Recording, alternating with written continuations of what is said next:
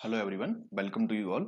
तो हम best 50 question की सीरीज लेके आए हैं जिसमें हम 50-50 क्वेश्चन हर एक पार्ट में डिस्कस करेंगे और क्वेश्चन बहुत ही इंपॉर्टेंट होंगे और प्रीवियस ईयर के पूरे क्वेश्चन होंगे और क्वेश्चन को डिटेल मैनर में डिस्कस किया जाएगा। कुछ क्वेश्चन की जो लैंग्वेज है वो इंग्लिश में होगी, लेकिन हम डिस्कस इसको हिंदी में भी करेंगे जिससे कि हिंदी मीडियम वाले बच्चे हैं उनको कोई परेशानी ना हो। और यदि आप चैनल पर नए हैं, सब्सक्राइब जरूर कर लें ताकि इन फ्यूचर आपको सभी अपडेट्स टाइम टू टाइम मिलता रहे। चलिए स्टार्ट करते हैं फर्स्ट क्वेश्चन से। फर्स्ट क्वेश्चन है हमारे पास, which of the following law state that in any electrical network the algebraic sum of the current meeting at a point is zero. यानी कि किसी भी इलेक्ट्रिकल नेटवर्क में जो एल्जेब्रिक सम है करंट का किसी भी पॉइंट पर वो जीरो होगा। ये कौन सा नियम कहता है? तो this is KBL, Kirchhoff's current law, KCL. इसको किरचॉफ्स का फर्स्ट लॉ भी कहते हैं, किरचॉफ्स का फर्स्ट लॉ भी कहते हैं। और अगर बात करें केबीएल की तो केबीएल को किरचॉफ्स का सेकंड लॉ भी कहते हैं। ठीक है, ये करंट से एसोसिएटेड होता है, ये वोल्टेज से एसोसिएटेड होता है। और यदि हम बात करें केसीएल किस पे बेस्ड है, तो ये है conservation of charge, conservation of charge के प्रिंसिपल पर ये वर्क करता है। और अगर इसकी बात करें तो conservation of energy, conservation of energy के प्रिंसिपल पर ये वर्क करेगा। नेक्स्ट क्वेश्चन को देखेंगे। अगला क्वेश्चन है एसआई यूनिट ऑफ कंडक्टिविटी, यानी कि कंडक्टिविटी यानी कि चालकता कहते हैं इसको हम हिंदी में। तो चालकता की जो एसआई इकाई है, सिस्टम ऑफ इंटरनेशनल यूनिट है, वो कौन सी है? तो ये है, अगर हम इसकी बात करें तो इसकी यूनिट होती है मोह पर मीटर। ठीक है ना, या ओम इनवर्स पर मीटर। ठीक है, तो इसके केस में अगर हम इसको देखें तो इसको मोह भी बोल सकते हैं हम, मोह पर मीटर। तो ऑप्शन डी राइट आंसर हो जाएगा। मोह की जगह सीमेन भी हो सकता है, यानी कि समझो ऐसे, इसकी यूनिट ओम इनवर्स पर मीटर हो गया, ओम इनवर्स पर मीटर हो गया, देन मोह पर मीटर हो गया, और सीमेन पर मीटर भी हो सकता है, सीमेन पर मीटर भी हो सकता है।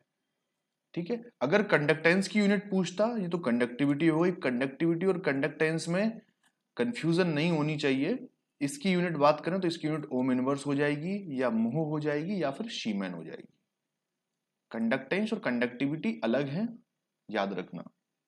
Next, for an ideal current source the internal resistance is. किसी भी आइडियल करंट सोर्स के लिए जो आंतरिक प्रतिरोध है वो कितना होगा? तो अगर करंट सोर्स की बात करें तो करंट सोर्स के साथ जो इंटरनल रेजिस्टेंस होता है उसको हम पैरेलली कनेक्ट करते हैं। ठीक है, अगर हम चाहते हैं कि ये आइडियली वर्क करे, ये जो करंट सोर्स है ये आइडियली वर्क करे, तो हमें इस आर एस एच की वैल्यू को इनफाइनाइट करना होगा, यानी कि इसको ओपन सर्किट करना होगा। तभी तभी जो है आइडियली वर्क करेगा, यानी कि इसमें रजिस्टर में कोई लॉस नहीं होगा, पूरा का पूरा करंट लोड को मिलेगा। तो इस केस में अगर हम बात करें इंटरनल रेजिस्टेंस की, तो हमेशा ये इनफाइनाइट होना चाहिए and it should be connected in parallel. इसको समानांतर क्रम में कनेक्ट होना चाहिए और यह अनंत वैल्यू का होना चाहिए या अनंत मान का होना चाहिए। अगला question, which of the following conductor has the lowest resistivity. Lowest resistivity को आप ऐसे समझो, लोवेस्ट रेजिस्टिविटी की जगह अपन ये भी लिख सकते हैं हाईएस्ट कंडक्टिविटी, हाईएस्ट कंडक्टिविटी। जिसकी कंडक्टिविटी हाई होगी, सिंपल सी बात है, उसकी रेजिस्टिविटी हमेशा लोवेस्ट होगी। तो इसका सही आंसर हो जाएगा, हाईएस्ट कंडक्टिविटी का एलिमेंट कौन सा है? तो सिल्वर है, दैट इज ऑप्शन डी। जिसकी कंडक्टिविटी सबसे ज्यादा है या फिर जिसकी रेजिस्टिविटी सबसे कम है, तो वो कौन सा हो गया? सिल्वर हो गया, चांदी हो गया। Next, the energy used by 1.5 kilowatt heater in 5 minute. यानी कि एनर्जी की बात कर रहे हैं कि 5 मिनट में अगर हम 1.5 किलोवाट के हीटर को चलाते हैं तो कितनी ऊर्जा की खपत करता है, कितनी एनर्जी का कंजम्पशन करता है। तो energy that is equal to power into time. Power इसका ये गिवन है किलोवाट में, तो पावर को हम लिख लेंगे, इसको वॉट में लिख लेंगे, 1500 वॉट हो जाएगा। और अगर टाइम की बात करें तो टाइम इसका 5 मिनट है, तो 5 मिनट ये हो गया, और मिनट को हम सेकंड्स में ले जाएंगे क्योंकि हमें वॉट सेकंड में जाना है। What second is the unit that is equal two joule.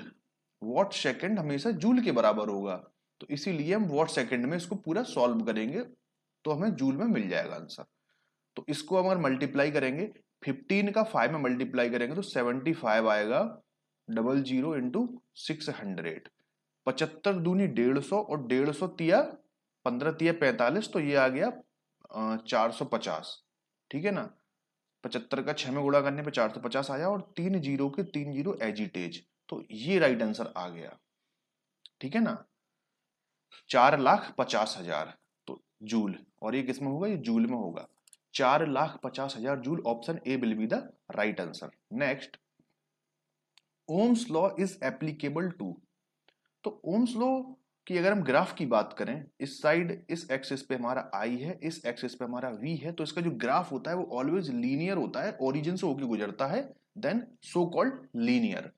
तो अगर हम ओम्स लॉ की बात करें तो हमेशा ये मेटेलिक कंडक्टर्स पे एप्लीकेबल होता है, सेमीकंडक्टर पे कभी एप्लीकेबल नहीं होगा, ना ही इंसुलेटर पे होगा, ना ही इलेक्ट्रोलाइट्स पे होगा। ये केवल मेटेलिक कंडक्टर, जहां भी मेटल वर्ड आ जाए या फिर कंडक्टर वर्ड आ जाए वहां पे हमें क्लिक कर देना है। ठीक है, और जो स्लोप है R, that is equal to V upon I, यहीं से ड्राइव होता है V equal to I R. जे आ गया, यानी कि आर की वैल्यू कांस्टेंट होती है, R is always constant, as you already know कि आर हमेशा फिक्स हो जाता है। अगर हम वोल्टेज को जिस रेशियो में चेंज करेंगे उसी रेशियो में करंट चेंज होगा। ठीक है, जितना कम ज्यादा हम वोल्टेज करेंगे उसी हिसाब से करंट भी कम ज्यादा होगा, लेकिन R is always maintain constant. और इसमें सभी फिजिकल कंडीशन को कांस्टेंट रखा गया है, चाहे वो टेम्परेचर हो चाहे वो प्रेशर हो। ठीक है, तो ये ओम्स लॉ हो गया। Next, resistance of a copper sorry resistance of a conductor is directly proportional to its. अगर किसी कंडक्टर की रेजिस्टेंस की बात करें, that is R, that is equal to rho L upon A. तो R is directly proportional to L लिख सकते हैं, R is inversely proportional to A लिख सकते हैं। तो यहाँ पे पूछा गया डायरेक्टली प्रोपोर्शनल की बात करी है, तो एल यानी लेंथ, तो लेंथ के डायरेक्टली प्रोपोर्शनल टू है, that is option A. Next, a two coal heater give a maximum heat output when its coal are in, तो इसका आंसर हो जाएगा पैरेलल। अगर हमें किसी भी हीटर कॉइल का मैक्सिमम हीट आउटपुट चाहिए है तो हमेशा ये सीरीज में होगा। देखो कैसे, अगर दो कॉइल हैं, अगर हम उनको पैरेलली कनेक्ट कर दें, मान लो पैरेलली हमने कनेक्ट कर दिया, ये सीरीज में कनेक्ट कर रहे हैं पहले हम, ठीक है, और इसके अक्रॉस हमने 220 वोल्टेज दे दिया, और इसी चीज को हम क्या कर रहे हैं, दोनों हीटर्स को हम पैरेलली कनेक्ट कर रहे हैं। ठीक है, और इस केस में भी हमने इसको 220 वोल्टेज दे दिया। तो आप खुद बताओ कि जो रेटेड वोल्टेज है, जो हीटर कॉइल के अप्रोक्स जो लग रहा है टोटल वोल्टेज, तो वो इस केस में ही मिलेगा। इसको भी रेटेड वोल्टेज फुल मिलेगा, इसको भी रेटेड वोल्टेज फुल मिलेगा। लेकिन यदि हम सीरीज की बात करें तो सीरीज के केस में जो वोल्टेज है उसका डिवीजन हो जाएगा, यहाँ पे V1 हो जाएगा, यहाँ पे V2 हो जाएगा, यानी कि कहीं ना कहीं वोल्टेज उनको रेटेड वोल्टेज के आसपास या फिर पूरा का पूरा वोल्टेज उनके आसपास शो नहीं हो रहा है। तो इस केस में सीरीज कनेक्शन में कभी भी हम उनको मैक्सिमम हीट आउटपुट नहीं करवा सकते। मैक्सिमम हीट आउटपुट के लिए हमें उनको पैरेलली कनेक्ट ही करना पड़ेगा, क्योंकि पैरेलल में वोल्टेज सेम होता है, और जो रेटेड वोल्टेज हम जो सप्लाई पे अप्लाई करेंगे दोनों के दोनों एलिमेंट को कंप्लीटली मिलेगा। जबकि इसमें वोल्टेज डिवाइड हो जा रहा है, तो जब वोल्टेज डिवाइड हो जाएगा तो सिंपल सी बात है कि पूरा का पूरा पावर उन्हें नहीं मिल पाएगा। ठीक है, next, conventional flow of electric current is from. अगर conventional flow of electric current पूछा गया है तो it is always from positive terminal to the negative terminal. जैसे कोई ये एलिमेंट कनेक्टेड है, यहां पर ये पॉजिटिव हो गया, ये नेगेटिव हो गया, ये प्लस हो गया, माइनस हो गया, तो करंट का फ्लो इस डायरेक्शन में होगा, ये इस तरीके से होगा, यानी कि पॉजिटिव टर्मिनल से निकलने का और नेगेटिव टर्मिनल में आ जाने का। लेकिन यदि यहाँ पे करंट की जगह अगर इलेक्ट्रॉन वर्ड आ जाए, इलेक्ट्रॉन आ जाए, तो हमेशा इलेक्ट्रॉन का फ्लो करंट के फ्लो के अपोजिट होता है। अगर इलेक्ट्रॉन ऐसे फ्लो कर रहा है ना, इलेक्ट्रॉन अगर ऐसे फ्लो, अगर करंट इस डायरेक्शन में फ्लो कर रहा है तो इलेक्ट्रॉन की डायरेक्शन उल्टी होगी, यानी कि रिवर्स होगी। इलेक्ट्रॉन हमेशा पॉजिटिव टू नेगेटिव की जगह नेगेटिव टू पॉजिटिव फ्लो करेगा, ये होता है। पॉजिटिव टू नेगेटिव जाएगा हमेशा करंट, एंड नेगेटिव नेगेटिव से लेके पॉजिटिव की तरफ जाएगा, वो हो जाएगा इलेक्ट्रॉन। तो ये दोनों चीजें याद रखना हमेशा। नेक्स्ट, अगला क्वेश्चन है complicated series parallel combination of a resistance are also known as. यहां पे कॉम्प्लिकेटेड वर्ड यूज कर लिया है, तो सिंपल सी बात है, इलेक्ट्रिक नेटवर्क हम बोलेंगे उसको, इलेक्ट्रिकल नेटवर्क। इलेक्ट्रिकल नेटवर्क कुछ भी हो सकता है, वो जरूरी नहीं है वो लूप बने, जरूरी नहीं है वो प्लेनर हो, जरूरी नहीं है वो नॉन प्लेनर हो। तो कॉम्प्लिकेटेड सीरीज पैरेलल कॉम्बिनेशन में सभी चीजें आ जाती हैं, और इलेक्ट्रिकल नेटवर्क का मतलब ही यही होता है कि उसमें जरूरी नहीं है लूप बने, नोड बने, है ना। इन जनरल नोड तो होता ही है सभी में, क्योंकि अगर हम 4-5 एलिमेंट कनेक्ट करेंगे तो दो भी एलिमेंट कनेक्ट करते हैं तो नोड तो मिल ही जाता है। ठीक है, तो ये इलेक्ट्रिकल नेटवर्क इसका राइट आंसर हो जाएगा। Next, complicated series parallel combination of resistances are also known as, ये दोबारा रिपीट हो गया। If capacitor are connected in series then effective capacitance is. अगर कैपेसिटेंस को हम सीरीज में कनेक्ट कर रहे हैं तो उनका जो इफेक्टिव कैपेसिटेंस रहेगा वो रहेगा 1/C equal to 1/C1 plus 1/C2 and so on. तो ये इसका हो जाएगा, क्योंकि कैपेसिटर का जो सीरीज कॉम्बिनेशन है वो रेजिस्टेंस के पैरेलल कॉम्बिनेशन के इक्विवेलेंट होता है ना। यानी कि रेजिस्टेंस का उल्टा कॉम्बिनेशन होता है हमेशा कैपेसिटर के केस में। रेजिस्टेंस और इंडक्टर का कॉम्बिनेशन हमेशा सेम तरीके से चलता है, और कैपेसिटर का रेजिस्टेंस से उल्टा चलता है। ठीक है, नेक्स्ट, फॉलोइंग इज करेक्ट। इनमें से कौन सा करेक्ट है? तो power equal to V into I, ये भी करेक्ट है, ये तो करेक्ट है। आई स्क्वायर आर, ये भी करेक्ट है, और वी स्क्वायर बाई आर, ये भी करेक्ट है। यानी कि ऑल ऑफ द अबव, सभी के सभी ऑप्शन करेक्ट हैं पावर के केस में। The electric charge is equal to, अगर हम करंट की बात करें, करंट होता है अपना D Q upon D T. यदि हम चार्ज की बात करें तो आई टी यहां हो जाएगा और क्यू ये हो जाएगा। ठीक है ना, तो आई टी आ जाएगा इसका right answer, option A, that is Q equal to I T. Next, the reactance of 1 farad capacitor when connected to a DC circuit. देखो, अगर हम रिएक्टेंस की बात करें, रिएक्टेंस प्रतिघात होता है 1/2 पाई एफ सी, इसकी वैल्यू है। अगर एफ की वैल्यू हम यहाँ पे 0 पुट कर दें, यानी कि डीसी है तो 0 पुट हो जाएगा, then X should be equal to 1/0, that is X should be equal to infinite. तो इस केस में जो एक्सी की वैल्यू होगी, यानी कि कैपेसिटिव रिएक्टेंस की वैल्यू होगी, धारिता प्रतिघात की वैल्यू होगी, वो इनफाइनाइट हो जाएगी। Next, a 10 ohm resistance connected in parallel with a 15 ohm resistor. यानी कि एक 10 ओम का रेजिस्टेंस और एक 15 ओम का रेजिस्टेंस जो है पैरेलली कनेक्टेड है, and the combination in series with a 12 ohm resistor. और इसी कॉम्बिनेशन में हमने एक 12 ओम का रजिस्टर भी सीरीज में कनेक्ट कर दिया है। तो इसका इक्विवेलेंट रेजिस्टेंस कितना होगा हमें ये बताना है। ये पॉइंट ए हो गया, ये पॉइंट बी हो गया, तो आर ए बी हमें कैलकुलेट करना है। तो आर ए बी की अगर हम बात करें, 10 और 15 का हम पैरेलल निकालेंगे, 10 और 15 का पैरेलल निकालेंगे हम, तो ये पैरेलल कॉम्बिनेशन 10 और 15 का हो गया, प्लस 12 को ऐड कर देंगे, तो यहाँ पे 150 हो जाएगा, यहाँ पे 25 हो जाएगा, तो 25 छक्के 150 प्लस 12, और 12 और 6 यानी 18 ohm, that is 18 ohm will be the right answer, option C correct हो जाएगा, 18 ओम सही आंसर हो जाएगा। Next, unit of reactive power. ठीक है ना, अगर हम रिएक्टिव पावर की बात करें तो इसकी जो यूनिट होती है वो हमेशा VAR में होती है, वोल्ट एम्पियर रिएक्टिव होती है, VAR। और अगर हम एक्टिव पावर की बात करें तो किलोवाट होती है, और यदि हम एपरेंट पावर की बात करें तो इसकी यूनिट VA होती है। एपरेंट पावर की बात करें तो ये होती है एक्टिव पावर, यानी वॉट, वॉट समझ लो, क्योंकि किलोवाट ही बड़ा हो जाता है, तो वॉट हमेशा एक्टिव पावर की यूनिट है, एक्टिव पावर की यूनिट है, और VA एपरेंट पावर की यूनिट है, और VAR जे रिएक्टिव पावर की unit. This is the unit for reactive power. 3 तरीके की पावर ही होती हैं इलेक्ट्रिकल इंजीनियर को। Next, an energy source flow study current of 2 ampere to 10 second in an electric bulb, यानी कि एक करंट है, स्टेडी करंट है, 2 एम्पीयर की करंट है जो कि 2 सेकंड के लिए किसी बल्ब में फ्लो हो रही है और यह उत्सर्जित कर रही है 2.3 किलोजूल ऊर्जा in the form of light and thermal energy. ठीक है, find the voltage drop in the bulb.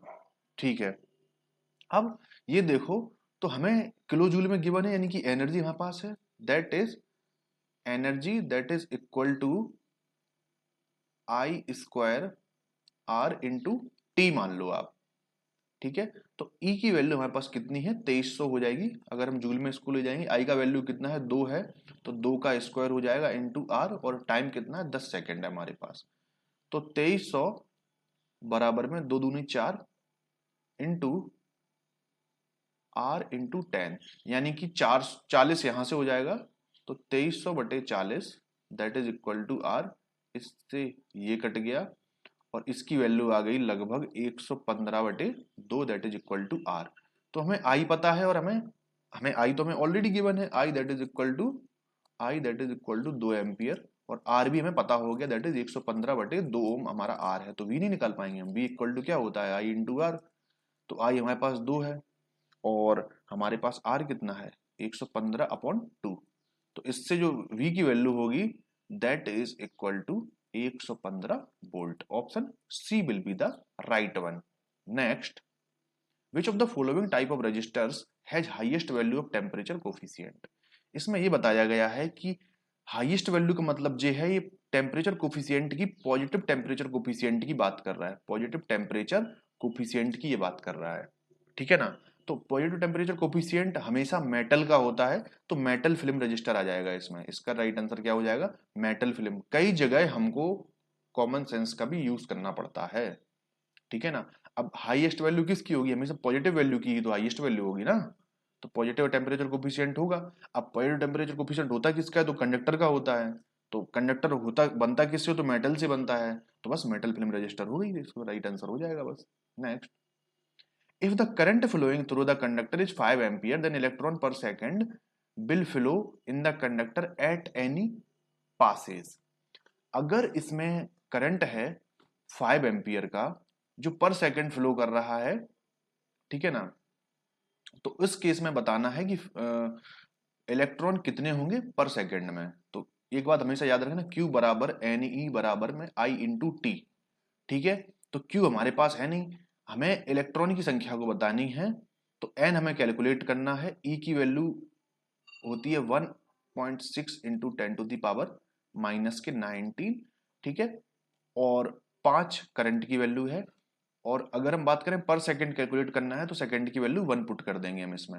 तो n की वैल्यू हम कैसे निकाल लेंगे, 5 upon 1.6 into 10 to the power minus का 19। इसको हम ऊपर ले जाएंगे तो जो n होगा, n that is equal to 0.625 into 10 to the power plus 19 into 5 हो जाएगा। अब 5 का हम इसमें गुणा करेंगे, 5 25, 5 दूनी 10, 2 12, 5 छक्का 30 और 1 31। ठीक है ना, और 2 अंक और 3 अंक के बाद दशमलव आ गया ये, into 10 to the power plus का 19। ठीक है ना, अब इसमें क्या करना है अपन को, ये तो मैच नहीं कर रहा है अभी, 18 में ले जाना पड़ेगा इसको। अगर हम मल्टीप्लाई कर दें 10 से, एक मतलब एक इसकी जो घात है उसको कम कर दें तो 31.25 हो जाएगा ये। ठीक है ना, और into 10 to the power plus का 18 हो जाएगा, तो यही है सही आंसर, 31.35। हाँ मतलब वही है, लगभग इतना ही है, इंटू 10 टू दी पावर 18। ये 35 और 25 में कंफ्यूज नहीं होना है, ठीक है, उतना ही है लगभग वो। ठीक है ना, नेक्स्ट क्वेश्चन देखेंगे, ऑप्शन डी राइट आंसर हो जाएगा। टू रजिस्टर R1 10 ओम है, R2 20 ओम है, कनेक्ट किया गया है सीरीज में, और इसको 30 वोल्ट डायरेक्ट करंट से जोड़ा गया है। तो हमें P1 और P2 का रेशियो कैलकुलेट करना है। देखो, एक R1 है 10 ओम हो गया, एक R2 है 20 ओम हो गया, इनको सीरीज में कनेक्ट कर दिया है डीसी वोल्ट से, और कितना वोल्टेज अप्लाई किया है, तो 30 वोल्ट का वोल्टेज इनको दिया है। तो इनमें जो पावर P1 है और P2 है उसका रेशियो कैलकुलेट करना है। तो रेशियो कैलकुलेट करने के पहले पहले I कैलकुलेट कर लो। तो I बराबर में कितनी होगी V, और R कितना टोटल, तो 30 ही है, तो I की वैल्यू 1 एम्पियर आ गई। तो अगर हमें P1 इसका निकालना है, P2 इसका निकालना है, तो P1 इक्वल टू कितना हो जाएगा, I square into 10 that is 1 का square into 10 that is also equal to 10 watt. ये आ गया। अगर P2 की बात करें तो आई स्क्वायर इंटू 20 हो जाएगा। तो 1 का square into 20 that is also equal to 20 watt. अगर हम P1 इज टू P2 का रेशियो निकालें दैट इज 10/20, तो इसका रेशियो 1:2 आ रहा है। P1 is to P2 that is equal to 1:2। That is option C will be the right answer. Next, how much energy will be a 100 watt electric bulb spend in 2 hour. ठीक है ना, 2 घंटे में एक 100 watt का electric bulb कितनी energy को consume कर देगा। That is energy equal to power, ये हो गया। और टाइम कितने दे रहे हैं, 2 घंटे दे रहे हैं ना। ठीक है ना, तो इस केस में ये वॉट में है, तो इसको भी हमें आवर में, आवर से किस में लेके आना पड़ेगा, सेकंड में लेके आना पड़ेगा, तभी जूल में जाएगा। ठीक है ना, तो 60 का गुणा किया तो मिनट में चला गया, फिर 60 का गुणा किया तो ये किस में आ गया, सेकंड्स में आ गया, जो कि हम चाहते थे। तो वॉट सेकंड में अब ये पूरी की पूरी इक्वेशन बन चुकी है हमारी। ठीक है ना, अब इसमें देखते 6 में गुणा करेंगे 36 हो जाएगा, है ना। और ये 100 से मर्ज कर दिया इंटू 6, 4 जीरो एजिटेज ये रहेंगे, 6×6 = 36, 6×3 = 18, 18 और 3 तो 216 ये हो गया, और डबल जीरो ये हो गया। अरे इसमें ये आवर है, आवर हमने गलत ले लिए हैं, थोड़ा सा इसको हम सही करेंगे, करेक्ट करेंगे। ये आवर यहाँ पे 2 घंटे थे, यहाँ पे हमने ये 6 की जगह 2 लेने पड़ेंगे हमें, थोड़ा सा इसमें मिस्टेक कर ली है। ठीक है ना, थोड़ा सा एरर हो गई है। तो इसमें 2 घंटे रहेंगे, इसमें 2 का गुणा यहाँ पे होगा, 6×6 = 36, 36×2 = 72 हो जाएगा यहाँ पे। तो इसकी जगह पे कितना आ जाएगा, 72, और 4 जीरो एजिटेज आ जाएंगे यहाँ पे। वॉट सेकंड, या इसको हम जूल भी कर सकते हैं, जूल। ठीक है ना, तो अगर हम इसको किलो जूल में लिखें तो 720 किलो जूल हम इसको लिख सकते हैं। That is option D will be the right answer, option D correct हो जाएगा। Next, a 100 watt light bulb turn on for 8 hour used. अगर हम 100 वॉट के बल्ब को 8 घंटे तक जलाएंगे तो कितनी एनर्जी का कंजम्पशन होगा। और वॉट आवर में भी इसमें पूछा गया है, तो इसको अगर हम किलोवाट आवर में ले जाएंगे तो 1000 से इसको हम गुणा कर देंगे, 800/1000, तो ये किलोवाट आवर में चला गया, तो इसका आंसर 0.8 किलोवाट आवर हो गया। तो 0.8 kilowatt hour, that is option B will be the right answer, तो ऑप्शन बी करेक्ट हो जाएगा। How many time longer would a 10 watt light bulb be able to burn compared to a 100 watt bulb with the same energy. देखो इनने क्या बोला है, इनने energy same की बात कर दी है, एनर्जी यहाँ पे कांस्टेंट की बात कर रहे हैं, यानी कि 10 वॉट का बल्ब 100 वॉट की कंपैरिजन में कितनी ज्यादा एनर्जी देगा। और एनर्जी को दोनों की हमें एक ही एनर्जी, कांस्टेंट एनर्जी कंसीडर करनी है। ठीक है ना, तो इस चीज को समझना चाहिए हमें। अब मान के चलो, इसको सीधा सीधा निकालने का तरीका यह है, अगर इसकी यूनिट 100 वाट है, मान लो 100 वाट का बल्ब जो है, सीधे सीधे इसको डिवाइड भी कर सकते हैं, ऐसे भी आ जाएगा। लो ये आ गया 10 टाइम्स, सीधी सी बात है ना। अगर हम इसको 1 घंटे जलाएंगे, इस वाले को 1 घंटे जलाएंगे, और इसको अगर हम 10 घंटे जलाएंगे, तभी तो दोनों एनर्जी सेम हो पाएगी ना। तो 10 टाइम्स हो जाएगा इसका राइट आंसर, तो ऑप्शन ए राइट आंसर होगा, 10 time longer. Capacitance is the ability of a body to store an. ठीक है ना, तो हमेशा जो कैपेसिटेंस होता है वो हमेशा इलेक्ट्रिक चार्ज को स्टोर करने की कैपेसिटी रखता है। तो option A will be the right answer. The SI unit of energy, अगर एनर्जी की एसआई यूनिट की बात करें, एनर्जी की एसआई यूनिट की बात करें, दैट इज जूल, और इसी को हम वॉट सेकेंड भी कह सकते हैं। और अगर हम सीजीएस यूनिट की बात करें तो सीजीएस यूनिट अर्ग है इसकी, अर्ग। ठीक है ना, एक अर्ग बराबर में कितना होता है, 10⁻⁷ जूल होता है, ये है अर्ग है। और यदि हम पावर की बात करें तो पावर की यूनिट वॉट होती है, एसआई यूनिट है, ये एसआई यूनिट है। लेकिन यदि हम पावर की हम सीजीएस यूनिट की बात करें, पावर की हम सीजीएस यूनिट की बात करें, दैट इज अर्ग पर सेकंड हो जाएगा, और इसी को हम वॉट पर सेकंड भी बोल सकते हैं, लेकिन वॉट पर सेकंड जैसे ही होगा, ये यहाँ पे ये जो है वॉट, वॉट को हम लिख सकते हैं जूल पर सेकंड लिख सकते हैं इसको, जूल पर सेकंड लिख सकते हैं हम इसको, ठीक है ना। वॉट इक्वल टू जूल पर सेकंड, यानी कि पावर बराबर क्या होता है, energy upon time, energy upon time that is equal two joule पर सेकंड, जूल पर सेकंड। और ये हो गई एसआई यूनिट, इसको वॉट भी कहते हैं हम, ये एसआई यूनिट हो गई, ठीक है ना। और यदि हम पावर की बात करें हम सीजीएस के केस में, दैट इज अर्ग पर सेकंड, अर्ग पर सेकंड, ये हमारी सीजीएस यूनिट हो जाएगी, ठीक है ना। नेक्स्ट,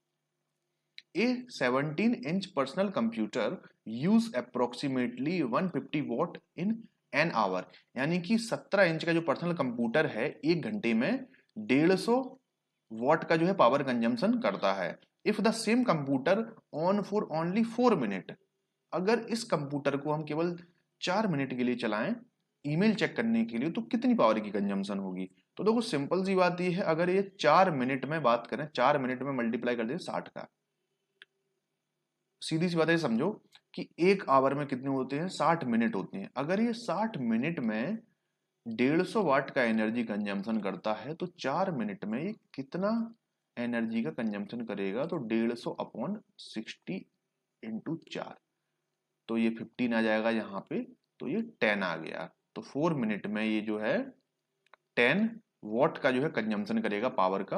और इसको हमें किलोवाट में ले जाना है, तो इसको 1000 से डिवाइड करेंगे, 10 अपॉन 1000 दैट इज इन किलोवाट, तो 0.01 आ गया किलोवाट।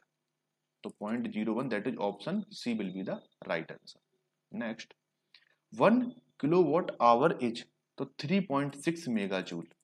1 किलोवाट आवर में कितने होते हैं, तो वही उसी हिसाब से देखो, जैसे कि 1 वॉट सेकेंड है, ठीक है ना। अब हम चाहते हैं कि इसको हम 1 किलोवाट सेकेंड में ले जाएं, 1 किलोवाट सेकेंड में ले जाएं, तो 1 किलोवाट आवर में ले जाएं, तो हम क्या करेंगे, 1000 से गुणा करेंगे पहले, फिर हम 3600 से गुणा करेंगे, ठीक है ना। तब जाके जो है ये किलोवाट, ये जूल में जाएगा, है ना। किलोवाट आवर से किस में जाएगा, ये जूल में जाएगा, क्योंकि अपन अपन ने किलो किलो का 1000 कर दिया और आवर का अपन ने 3600 कर दिया। तो अब ये क्या बचा, जूल बचा, यानी कि वॉट सेकंड बचा, इसको वॉट सेकंड भी लिख सकते हैं। तो इसको हम लिख सकते हैं 3.6 इंटू 10⁶, ठीक है ना, जूल। या इसको ऐसे भी लिख सकते हैं 3.6 10⁶ की जगह मेगा लिख सकते हैं, तो मेगा और जूल, ये भी सही है, दोनों आंसर सही है, तो 3.6 आंसर हो जाएगा। ए वेरिस्टर इज मेड ऑफ, तो ये कार्बोरंडम क्रिस्टल से बना होता है। बैरिस्टर हमेशा क्या होता है, जैसे ही वोल्टेज कम ज्यादा होगा, मतलब वोल्टेज के हिसाब से वेरी करता है ये बैरिस्टर, यानी कि वेरिएबल रजिस्टर। जब वोल्टेज की वैल्यू ज्यादा होगी, जब ये वोल्टेज की वैल्यू ज्यादा होगी तो ये कम रेजिस्टेंस दिखाएगा, और जब वोल्टेज की वैल्यू कम होगी तो ये ज्यादा ज्यादा रेजिस्टेंस दिखाएगा। इसका बेसिकली लाइटिंग अरेस्टर वगैरह में यूज किया जाता है, लाइटिंग अरेस्टर सेफ्टी पर्पज के लिए हम इसको यूज करते हैं वेरिस्टर का। Next, the value of resistor R in the following circuit is, तो इस गिवन सर्किट में जो आर है, आर का वैल्यू कितना होगा, ठीक है, वो हमें डिसाइड करना है, वो हमें कैलकुलेट करना है। तो अगर हम इन दोनों की कॉम्बिनेशन की बात करें, पैरेलल कॉम्बिनेशन की, तो इन दोनों का पैरेलल कॉम्बिनेशन की वैल्यू 5 ओम आ जाएगी हमारे पास, ठीक है ना। 5 ओम हमें मिल गई इसकी वैल्यू। अगर हम करंट इसमें निकालें अब ओवरऑल सभी में, तो करंट बराबर में कितना हो जाएगा, करंट बराबर में हो जाएगा total voltage upon total resistance. तो करंट, हमारे करंट की वैल्यू हमें गिवन है 8 एम्पियर करंट ऑलरेडी हमें पता है, तो 8 एम्पियर करंट हो गई, टोटल वोल्टेज 100 हो गया, और टोटल रेजिस्टेंस कितना, आर प्लस 5 ओम। तो आर प्लस 5 ओम ये हो गई, इसको इस साइड ले जाएंगे हम, तो 8R प्लस 40 बराबर में 100, ठीक है ना। तो 8R बराबर में कितना बचेगा, 40 100 में से माइनस हो जाएगा तो 60 बचेगा, that is R equal to 60 upon 8, है ना। तो 4 से काट देंगे अपन, तो 15 टाइम ये कट जाएगा, और 4 दूनी 8 ये कट जाएगा, दैट इज 7.5 ओम। तो 7.5 ओम जो हमारा राइट आंसर आ गया, option B, that will be the right answer. Next, two resistor 4 ohm and 6 ohm are connected in series and supplied by 50 volt DC. What is the voltage across 6 ohm resistor? यानी कि दो register है हमारे पास, एक 4 ओम का है और एक 6 ओम का है, दो रजिस्टर हमारे पास अवेलेबल है। इसको हमने कनेक्ट कर दिया है किससे, सीरीज में कनेक्ट कर दिया है 50 वोल्ट की डीसी से। 50 वोल्ट के डीसी से कनेक्ट किया, तो हमें बताना है कि 6 वोल्ट के अक्रॉस, इसके अक्रॉस जो वोल्टेज है वो कितना होगा, वो कितना होगा।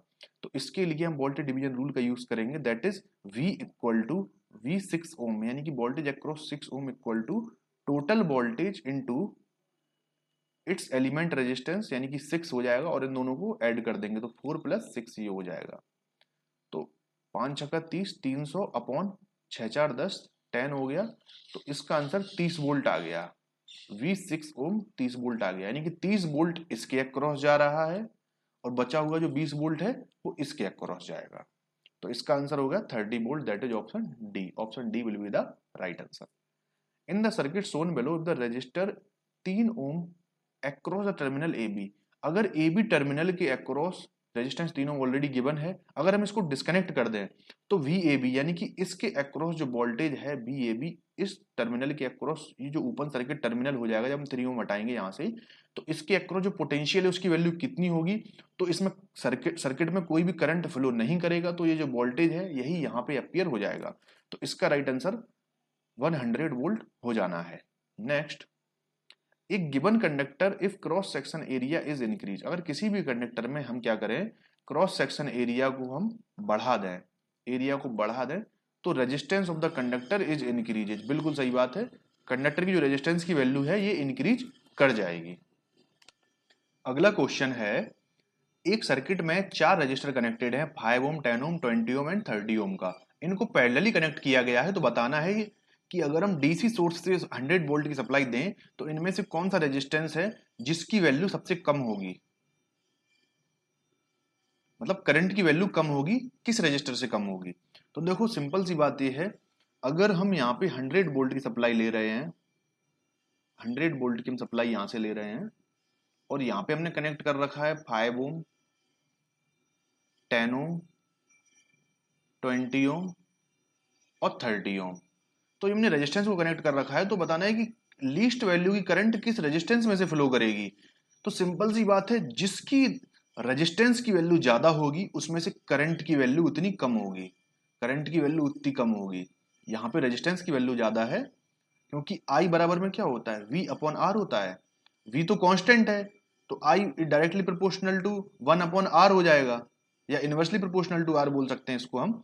तो अगर आर की वैल्यू जितनी ज्यादा होगी ना, आई की वैल्यू उतनी ही कम होगी फॉर कांस्टेंट वोल्टेज सोर्स, ठीक है ना। तो इस केस में अगर हम देखें तो 30 ओम हमारा राइट आंसर हो जाएगा, that is option A will be the right answer. Next, what is the relation between resistance R1 and R2 of two bulb rated for the same voltage and having power of 400 and 100 watt, ठीक है ना, same voltage के लिए rated है, हमें relation बताना है resistance में, ठीक है ना। पावर का हमें जो रेशियो है या पावर हमें इसकी P1 की 400 वॉट दी गई है और P2 की हमें 100 वॉट दी है, ठीक है ना। और जो वोल्टेज है वो वोल्टेज जो है वो सेम है, वोल्टेज क्या है, सेम है। तो अब हमें बताना क्या है, हमें रेजिस्टेंस का रेशियो बताना है, रेशियो या रिलेशन बताना है किसका, रेजिस्टेंस का, किस तरीके से रेजिस्टेंस जो है वो रिलेट करेगी, ठीक है ना। तो अगर हम पावर की बात करें, power that is equal to V square upon R. अब अपन ये कह रहे हैं कि वी यहाँ पे कांस्टेंट है, वी यहाँ पे सेम है, तो उस केस में क्या हो जाएगा, P is inversely proportional to R हो जाएगा, यानी कि हम लिख सकते हैं P1 upon P2 equal to R2 upon R1, ठीक है। अब P1 की वैल्यू कितनी है हमारे पास, 400 है, और P2 की वैल्यू कितनी है, 100 है। तो 2 जीरो से 2 जीरो चले गए, और R2 अपॉन R1 हमारे पास ये बचा। तो यदि हम R2 को कैलकुलेट करें, R2 that is equal to 4R1 हो जाना है। तो option B will be the right answer. बस हमें यही रिलेशन निकालना था, रिलेशन कह लो या रेशियो कह लो, ठीक है ना, क्योंकि रेशियो से ही निकलने में आएगा relation. Next, two equal resistors are first connected in series and then in parallel across a DC supply. What is the ratio series circuit to parallel circuit of the total heat dissipated by the resistor for the two cases at a given time? Assume that current from DC source is same in both case. यानी कि जो current है DC source से दोनों के case में same है।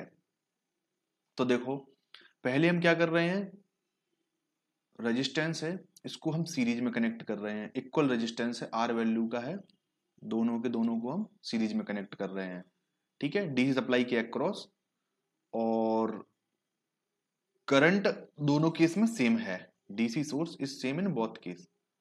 तो करंट मान लो हमने मान ली है, आई करंट मान ली है, यहाँ पे जो वोल्टेज है वो बी है।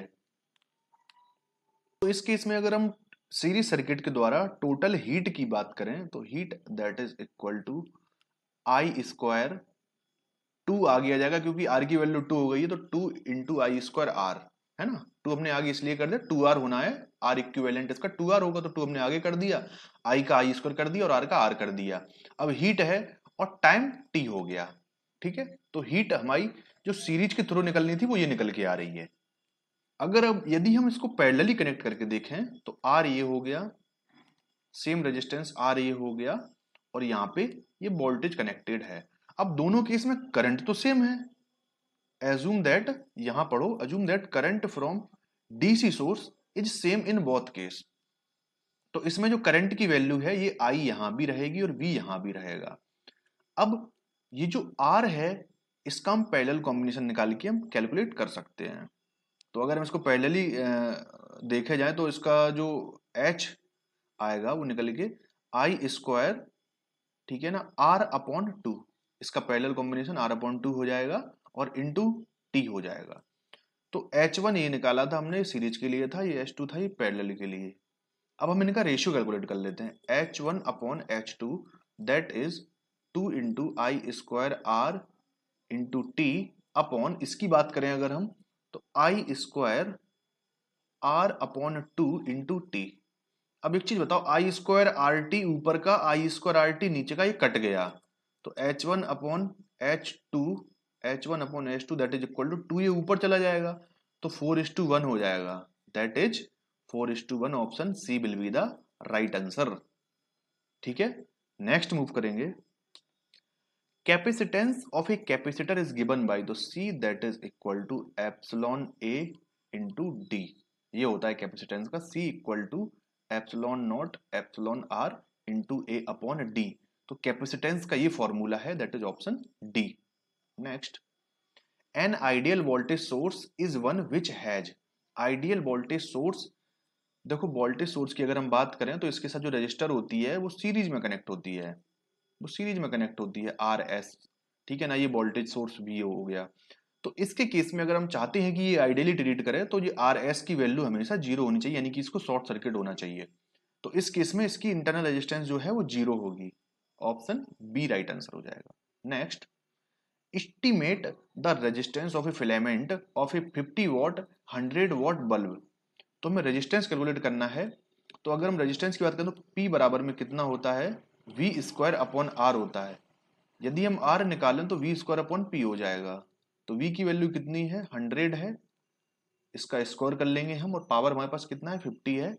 तो सिंपल सी बात है, कितना आ गया रेजिस्टेंस का वैल्यू, 200 ओम आ गया, that is option A, option A will be the right answer. अगला क्वेश्चन है, दो फिलामेंट लैंप है, इनकी रेटिंग 200 वॉट 200 वोल्ट है और दूसरे की रेटिंग है 50 वॉट 200 वोल्ट है।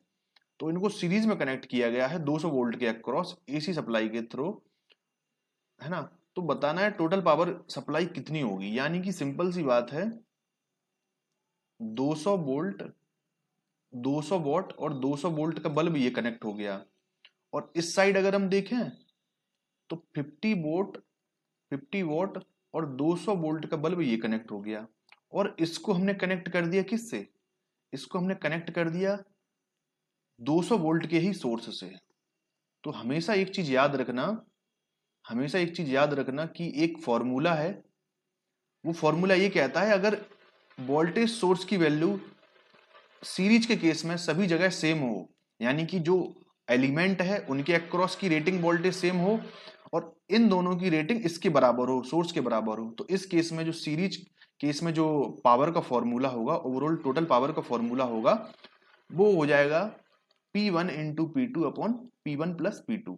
यानी कि इनकी जो रेटेड पावर है उसी की बात कर रहे हैं हम यहाँ पे, इसकी बात हो रही है, इसकी बात हो रही है।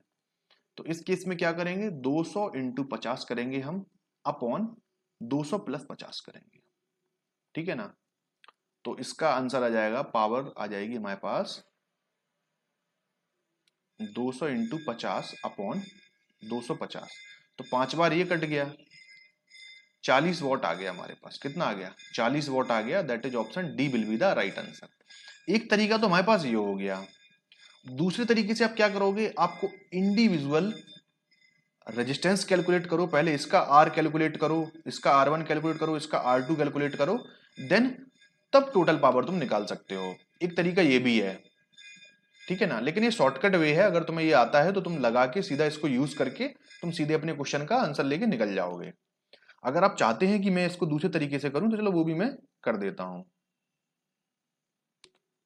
जैसे हमने क्या देखा था, दो बल्ब थे, एक 200 वाट का था, 200 वोल्ट का था, और एक 50 वॉट का था और 200 वोल्ट का था, ठीक है। और इसके अक्रॉस जो हम सोर्स लगा रहे थे उसकी रेटिंग भी कितनी थी? 200 वोल्टेज ही थी उसकी रेटिंग, ठीक है ना। अब हम क्या करेंगे, हम सबसे पहले क्या करेंगे, हम आर कैलकुलेट कर लेंगे, R1 की वैल्यू कैलकुलेट कर लेंगे और R2 की वैल्यू कैलकुलेट कर लेंगे। तो R1 that is equal to V square upon P हो जाएगा। तो वी इसका कितना है? 200 है, तो 200 गुणे 200 अपॉन पावर कितना है? 200 ही है। तो इसकी वैल्यू कितनी आ गई? R1 की वैल्यू, R1 की वैल्यू आ गई 200 ohm. R1 equal to 200 ohm. Similar way में अगर हम R2 की बात करें तो वी स्क्वायर अपॉन पी से ये भी कैलकुलेट कर लेंगे हम, 200 इंटू 200 अपॉन 50, ठीक है ना। तो 5 चौको 20 और 4 दूनी 800 ओम, ये आ गई 800 ओम R2 की वैल्यू आ गई, ठीक है ना। अब टोटल पावर कितनी कंज्यूम हो रही है मैं ये बताना है। तो अब तुम खुद देखो, 800 ये हो गया, 200 ये हो गया, तो आर इक्विवेलेंट कितना हो गया इसको? तो 200 प्लस 800 यानी कि कितना हो गया? 1000 हो गया आर इक्विवेलेंट। वोल्टेज हमारे पास कितना है टोटल? 200 वोल्ट है, ठीक है ना। तो अगर हम पावर निकालें इस केस में, टोटल पावर कंजम्पशन निकालें, तो 200 इंटू 200 अपॉन 1000 हो गया। तो 3 जीरो से 3 जीरो चले गए, 20 दूनी 40, तो 40 वॉट आ गया पावर। पावर पी की वैल्यू कितनी? 40 वाट हो गई ना। बस यही हमें कैलकुलेट करना था। नेक्स्ट क्वेश्चन को देखते हैं। अगला क्वेश्चन है, एक बैटरी है जिसका ओपन सर्किट वोल्टेज 2 वोल्ट है, यानी कि सीधी सी बात है, अगर ओपन सर्किट वोल्टेज की बात कर रहा है तो ये ईएमएफ की बात कर रहा है, ठीक है ना। अगर हम उसकी आर एस वैल्यू को यानी सीरीज रेजिस्टेंस को 0 मान लें तो ईएमएफ हमारा निकल के आता। तो ईएमएफ कितना है? 2 वोल्ट का है ईएमएफ इसका। इसका टर्मिनल वोल्टेज 1 वोल्ट है, ठीक है, टर्मिनल वोल्टेज 1 वोल्ट है। तो बताना है कि अगर ये सप्लाई कर रहा है 5 एम्पीयर करंट तो इंटरनल रेजिस्टेंस कितना होगा। ठीक है, समझ गए। ये वोल्टेज हो गया इसका, ईएमएफ हो गया इसका, ठीक है। ये आर एस इंटरनल रेजिस्टेंस हो गया। और यदि हम बात करें किसकी, लोड की, आर एल की, तो ये टर्मिनल यानी लोड टर्मिनल इसकी बात कर रहा है। लोड टर्मिनल की वैल्यू यहाँ पे 1 वोल्ट है इसकी। और इसमें करंट फ्लो कितनी कर रही है? करंट 5 एम्पियर की फ्लो हो रही है इसमें। अब खुद देखो, इसमें जो आर एल की वैल्यू होगी वो कितनी होगी? आर एल की वैल्यू हो जाएगी 1/5, यानी कि 0.2 ओम। आर एल की वैल्यू पता है तुम्हें, करंट पता है, करंट कितनी है? 5 है। वी अपना 2 वोल्ट है, बटे में कितना हो जाएगा? आर एस प्लस 0.2 ओम। 0.2 ओम ये हो गया। तो यहां से तुम आर एस की वैल्यू कैलकुलेट नहीं कर पाओगे। 5 इंटू आर एस प्लस 1 हो जाएगा इसका, बराबर में 2 हो जाएगा यहाँ पे। तो आर एस बराबर में हो जाएगा 1/5, that is equal to 0.2 ohm. तो 0.2 ओम इसका राइट आंसर आ गया। Next, 3 resistances are connected in parallel, total circuit current is 6 ampere, individual conductance of each parallel circuit are G1 G2 and G3 like this, then current through G3 calculate करना है। अगर एक current source है जो 6 ampere का current source है, ये connected है कंडक्टेंस के अक्रॉस, इंडिविजुअल कंडक्टेंस के अक्रॉस, ये 3 कंडक्टेंस है। इसकी वैल्यू 1s है यानी कि 1 सीमन है, इसकी 3 सीमन है और इसकी 2 सीमन है। अब भी अपन से ये पूछ रहा है कि करंट G3 में से कितना फ्लो करेगा, यानी इस वाले में से करंट कितना फ्लो करेगा। तो पैरेलल के केस में जो V बराबर में होता है एक सेकंड, इसको ऐसे नहीं, देखो सिंपल सी तरीका ये है कि जो पैरेलल केस में जो v होता है v equal to I R होता है, ठीक है ना। अब पैरेलल केस में यहाँ पे हमें i को कैलकुलेट करना है, i और r के रिलेशन को देखना है हमें। अब चूंकि यहाँ r तो है नहीं, तो i की बजाय यहाँ पे हम लिख सकते हैं 1 अपॉन कंडक्टेंस g, और ये v हो गया, ठीक है ना। तो ये इस साइड चला जाएगा, i is directly proportional to किसके हो जाएगा, g के हो जाएगा, यहां से समझ रहे हो ना। तो इस केस में अगर हम देखें i1 is to i2 is to i3 that is equal to g1 is to g2 is to g3, इस तरीके से निकलेगा। हमें g3 के अक्रॉस कैलकुलेट करना है, तो g3 के अक्रॉस हम कैलकुलेट करेंगे, यानी कि i3 की वैल्यू हम कैलकुलेट करेंगे g3 के अक्रॉस। तो i3 बराबर में कितना हो जाएगा, g3 की वैल्यू कितनी है अपने पास 2c1 है, ठीक है ना, अपॉन तीनों को ऐड कर देंगे g1 g2 g3 को, यानी कि 1 और 3 4, 4 और 2 6, तो ये हो गया। और टोटल करंट कितना हमारे पास 6 है, तो इससे कितना निकल गया 1/3 ये बचा, तो 3 दूनी 6, 2 एम्पियर आ गई करंट। करंट की वैल्यू कितनी आ गई, 2 एम्पियर आ गई कि नहीं आ गई। अगर यहाँ पे रेजिस्टेंस होता तो I और R के बीच में इनवर्स रिलेशन आता, तो उस केस में इनवर्स वाले मेथड से हम सॉल्व करते। i1 is to i2 is to i3 बराबर में कितना होता 1 upon r1 is to 1 upon r2 is to 1 upon r3। तो इस तरीके से उसको सॉल्व करना पड़ता। तो ऑप्शन डी राइट आंसर हो जाएगा। Next, certain number of register having equal resistance offer N equivalent resistance of 1 ओम, यानी कि कुछ नंबर ऑफ रेजिस्टेंस हमने कनेक्ट कर रखी हैं, जिनको जब हमने सीरीज कॉम्बिनेशन देखा हमने इनका, तो हमें कितना मिला 1 ओम मिला। और जब इनको हम पैरेलली कनेक्ट कर रहे हैं तो इनकी वैल्यू कितनी आ रही है 100 ओम आ रही है। तो बताना है कि नंबर ऑफ रेजिस्टेंस कितनी है और प्रत्येक रेजिस्टेंस की वैल्यू कितनी है। तो देखो 1 बराबर में हो जाएगा n इंटू आर, यही है सीरीज का फॉर्मूला। जब n number of R value की n number of resistance connected हो सीरीज में, तो आर इक्विवेलेंट की वैल्यू एन आर होती है, और आर इक्विवेलेंट हमें 1 गिवन है ऑलरेडी। तो ये सीरीज के केस की बात हो गई है, ठीक है, ये हो गई यहाँ पे। यदि हम पैरेलल केस की बात करें, तो पैरेलल केस में होता है आर अपॉन एन, ये वाली चीज अप्लाई होती है पैरेलल केस में। ये इक्वेशन 2 बन गई।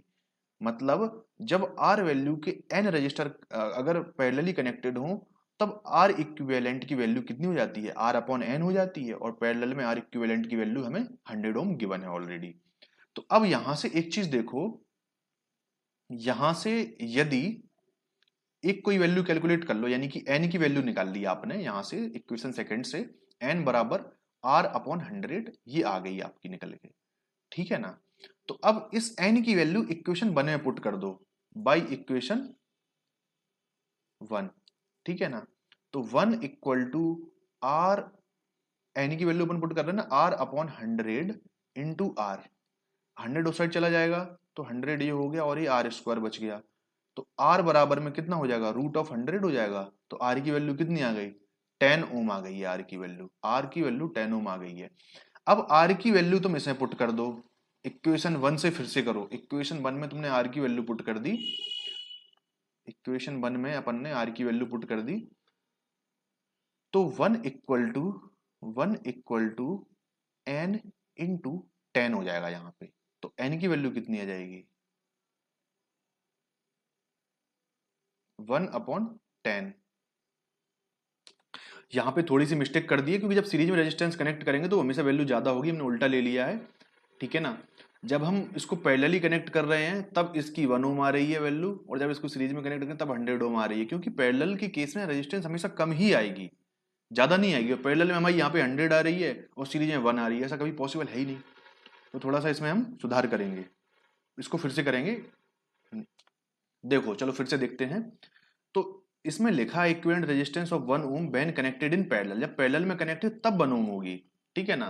तो पैरेलल के केस में 1 ohm that is equal to R upon N, ये इक्वेशन फर्स्ट है। और 100 ओम कब होगी, जब सीरीज में कनेक्ट होगी, ये इक्वेशन 2 है, ठीक है, समझ में आ गया।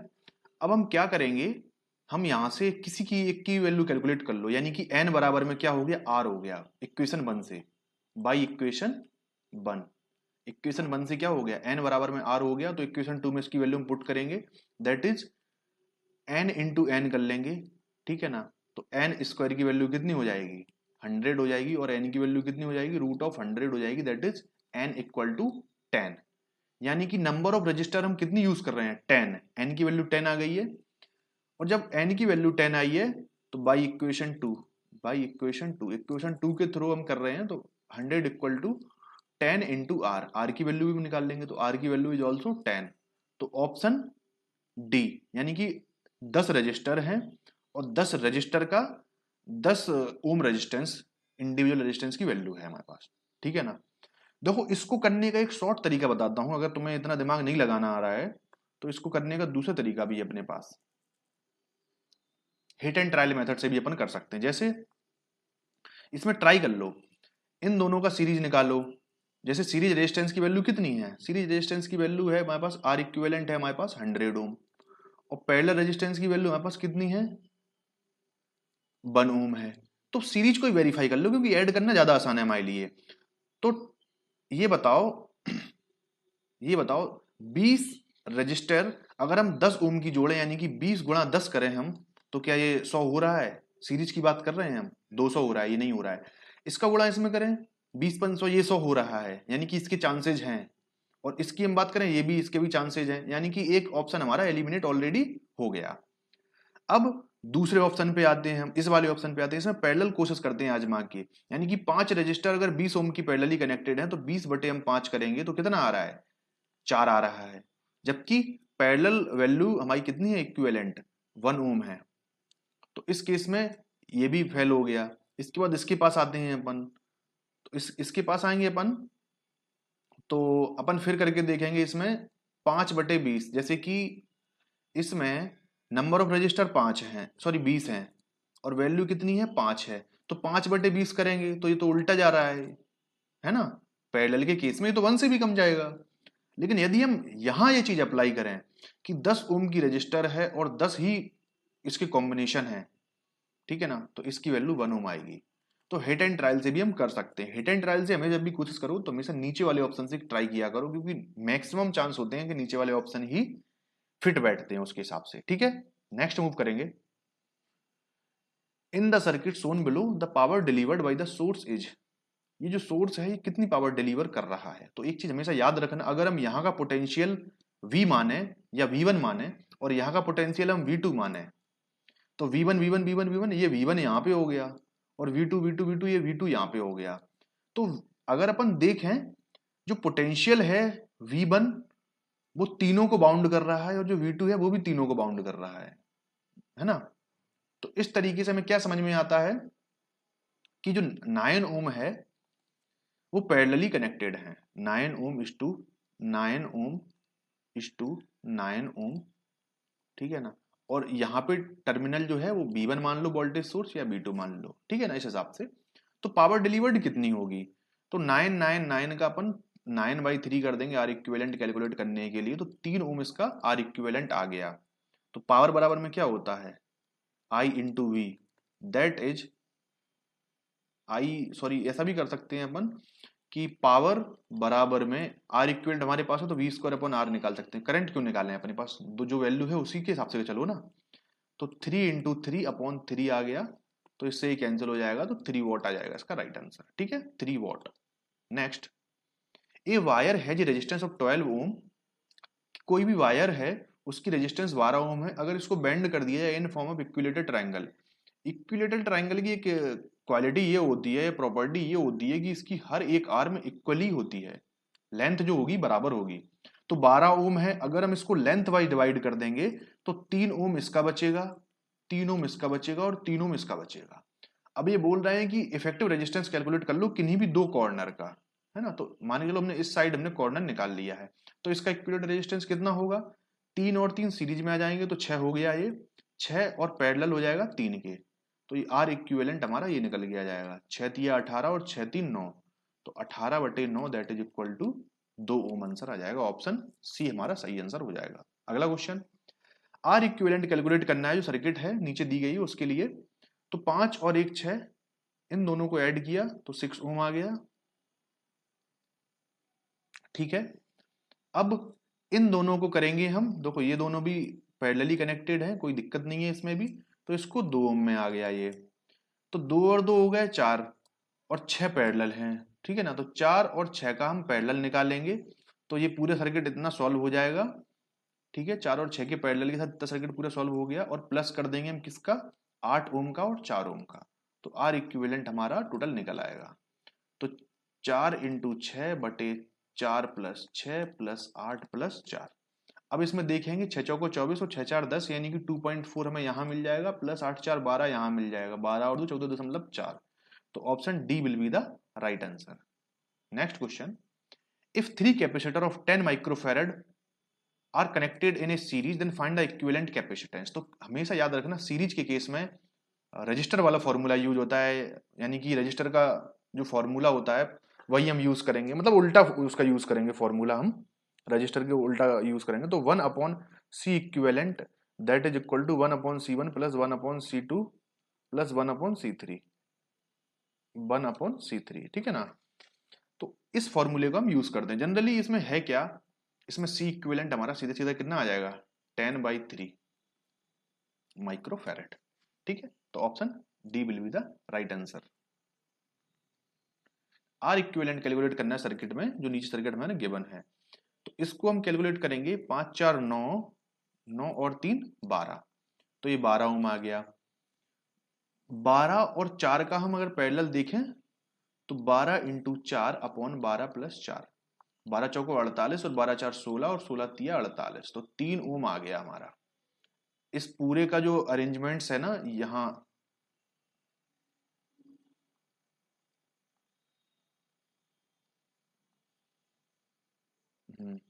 पेन चेंज कर लूं थोड़ा। हाँ, इस पूरे अरेंजमेंट की जो वैल्यू है हमें कितनी मिल गई है, इस पूरे अरेंजमेंट की 3 ओम मिल गई है हमें वैल्यू। ठीक है ना। अब 3 और 3 यहाँ पे सीरीज में जुड़ के 6 हो जाएगा, और 6 का 6 का पैरेलल कितना बचेगा, 3 बचेगा, यानी कि पूरे के पूरे जो नेटवर्क था इसकी वैल्यू यहाँ तक 3 ओम आ गई है। तो 3 और 3 जुड़ जाएंगे 6 हो जाएगा, और 6 में 4 जुड़ जाएंगे 10 ओम हो जाएगा। तो finally option A will be the right answer, 10 ओम।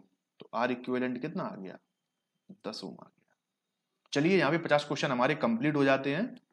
ठीक है, उम्मीद करता हूँ आपको पार्ट में मजा आया हो। ठीक है, और भी क्वेश्चन हम लेके आएंगे, सभी सब्जेक्ट्स के लेक्चर्स हम यहाँ पे लेके आएंगे और अच्छे से हम उनको एक्सप्लेन करेंगे और हर चीज को समझने की कोशिश करेंगे। यदि आप चैनल पे नए हैं सब्सक्राइब जरूर कर लें, इन फ्यूचर जो भी अपडेट्स है आपको मिलती रहेगी। Thank you, have a nice time.